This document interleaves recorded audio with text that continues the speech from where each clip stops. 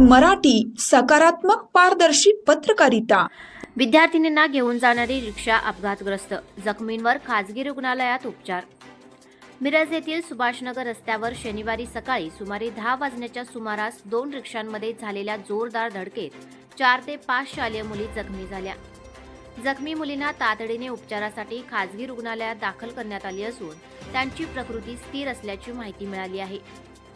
मिळालेल्या माहितीनुसार विद्यार्थिनींना शाळेत घेऊन जाणारी रिक्षा आणि प्रवासी वाहतूक करणारी दुसरी रिक्षा यांच्यात जोरदार धडक झाली।